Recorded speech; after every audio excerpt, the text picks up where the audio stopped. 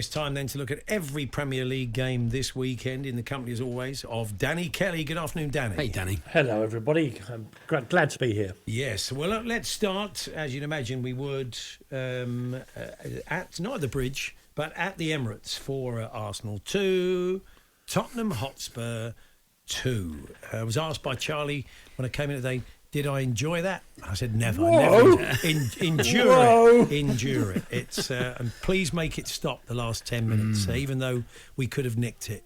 So what was your reading of it, Danny? Well, first of all, let's say that until the two teams ran each other into the ground after about 75 minutes, it was the best game of the season in the Premier League so far. An absolutely bonkers game played in a mad atmosphere. Really, really good.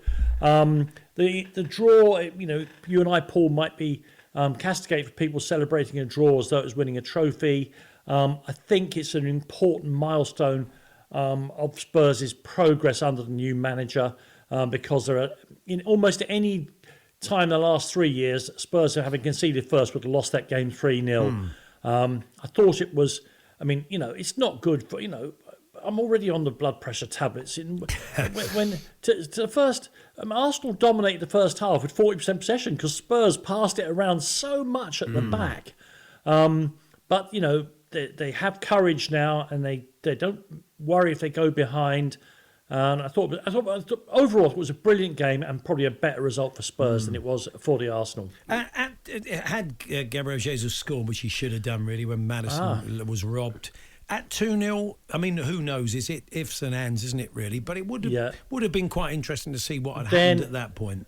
Yeah, well, then the recovery that Spurs made would have been a big problem. And, of course, but you're pressing on a particular bruise there, aren't you? If Gabriel Jesus was as good a finisher as he is an all-round player, he'd be playing for Real Madrid, wouldn't he? Let's be absolutely honest about it. He's a brilliant footballer who just can't quite, and he's scored lots of goals, but he gets lots of chances, doesn't he? You're absolutely right. If that had gone in, the game was a story of two sort of burglaries, wasn't it? The one on Maddison by Gabriel Jesus that doesn't result in a goal, and the one by Maddison on Jorginho that does result in the second Spurs equaliser.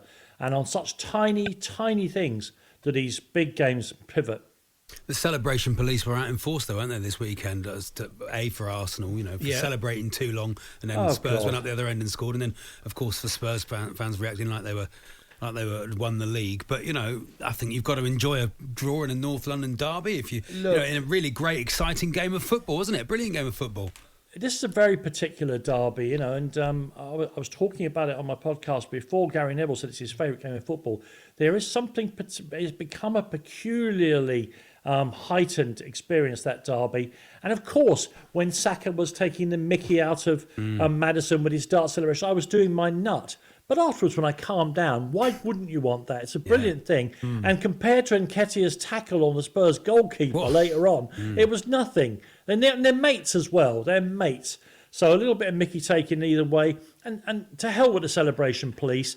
These games are really heightened experiences. And Arsenal fans, Arsenal's players, Spurs fans, they can celebrate their goals or their equalisers any way they want, it seems to me, provided they're not directly grigging and kind of antagonising the opposition fans. Stay on the pitch and celebrate whatever you want. Stay in the stands, celebrate within the laws any way you want. It was interesting you talk about the intensity of the game and the atmosphere and everything. Mikel Arteta say you think it affected them that they had it turned up to 11 for so long they couldn't get that control. They couldn't turn it down to 9 and play the kind of football they want because everybody was so hyped up. Everybody was on the sunny delight, weren't they? Well, it's like anything in life. If they got the goal, but their press had been fantastic for the first 20 minutes, led by Odegaard. But once they hadn't established total domination of the game, inevitably you start to slip back in doing the bit of this and a bit of that, and the manager, nobody could keep up what Arsenal were doing for the first 20 minutes for 90 minutes, or it turned out 100 minutes. So they were going to have phases in the game, and if Arsenal didn't get the second with Gabriel Jesus, we've seen enough Premier League football, all of us, to know, okay, this ain't over then. Absolutely. And it wasn't. For a team to go there, a side that's been taking shape over the last 2 or 3 years, 6 games into a new project, a lot of new faces, go toe-to-toe with a team that could have won the title last year. and come out thinking, yeah, we could have nicked that. I think most Spurs fans will take that and say that was a good day's work and something to build on. Yeah, and big one huge test passed, and another one coming down the track with Liverpool. Yeah. And special praise among the Spurs players for the young players who were booked, Sar and Udogie, early in the game. And by the end of the game, Udogie was as good as anybody on the pitch, having had an absolute trauma in that first 30 minutes. So there we are. We move on then to, talking of trauma, Sheffield United 0, Newcastle United 8, and I have to now say brackets in words, letters, EIGHT, like a teleprinter. Spurs ever been on the end of 8? Talk here. 8-1. We lost to Scunthorpe. I've seen us lose 7 a couple of times. We lost 8 in the old Intertoto Cup in Cologne, but with a team made up of amateur players. Right. Do you remember we lost? I think it was 8-0 in Cologne, but not in a recognised fixture. No. I mean, Sheffield United, to be fair to them, have gone quite a long way without losing by 8 goals in football. They are, of course, the one of the founders of the Football League. I've got the figure here: 4,988 games they've managed to survive without losing by 8, and now they've fallen at that hurdle. And the woman with the book in the crowd, she was reading it. Just put it over your face, dear. Go to sleep, Yeah, it was. I mean, it's interesting. Paul Heckingbottom's trying to put a brave face on it.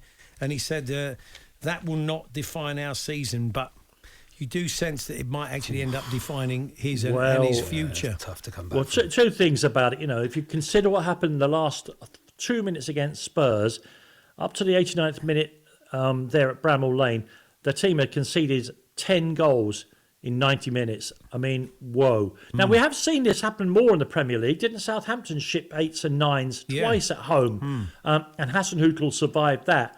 The problem for Paul Heckingbottom is that there are, in Chris Wilder and even Neil Warnock, God bless him, there are Sheffield United managers of legendary status out of work currently, and I'm sure the board in a real world wouldn't be influenced by that, but we know they're human beings as well. And if you think you've got a solution ready-made out there, maybe that's what they'll do. I think the owner did a podcast last week and he was talking about he could not have blown more smoke up Chris Wilder's backside if he'd tried.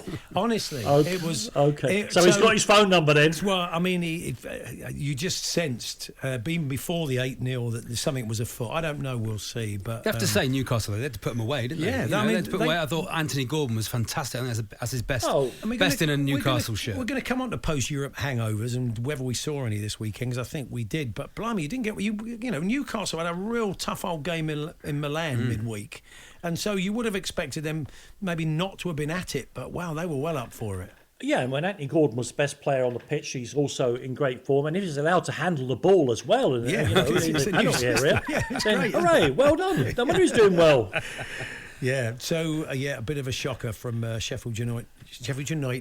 You're working with Charlie for too long, Paul. Sheffield United's point of view, but worrying. 3 assists for Trippier as well. What a footballer he is! Fantastic. Yeah. We were definitely right to sell him, weren't we, Danny, for 20 million? Absolutely spot on. One poor season. Great bit of business there. Bloke's going to go on and have another 10 years at the very top. Well done, everyone. I see that Reguilon is also now the Manchester United's best player as well. I'm not sure that'll have the longevity of Kieran Trippier. I suspect you're right. Paul Hawksbee and Andy Jacobs, Monday to Friday afternoons 1 till 4 on AM, on DAB, via the talkSPORT app and on your smart speaker.